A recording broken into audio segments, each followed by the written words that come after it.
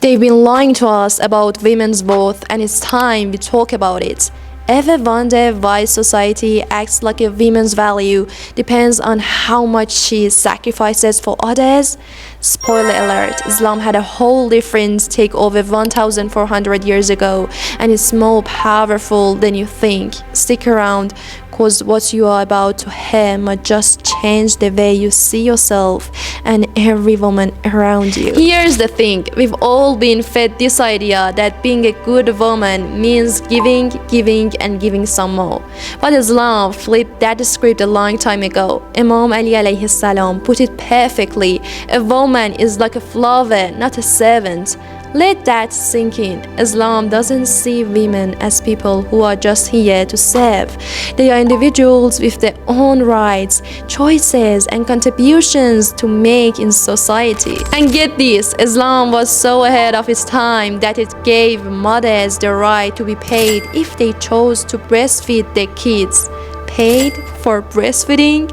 Yes, you heard that right. Over 1400 years ago, it wasn't charity, it was her right. Islam recognized that her work had value, even if no one else did. Sure, most women do these things out of love without expecting anything in return.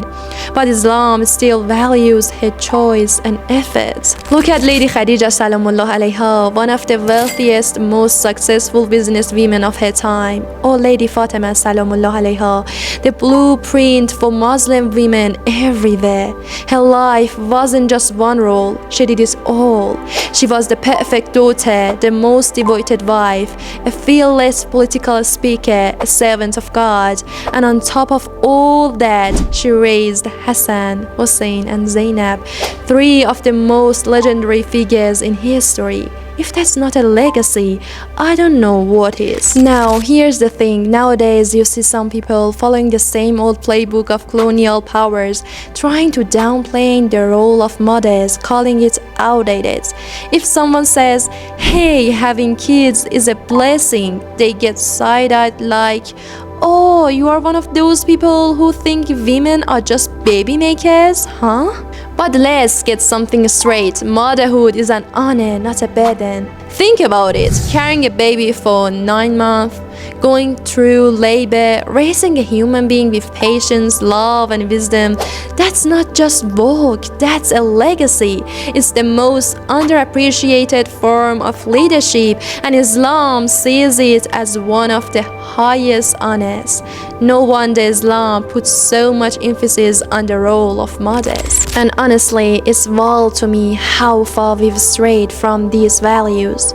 Some of the loudest voices today are all about empowerment, but they'll mock a woman for choosing motherhood or prioritizing family.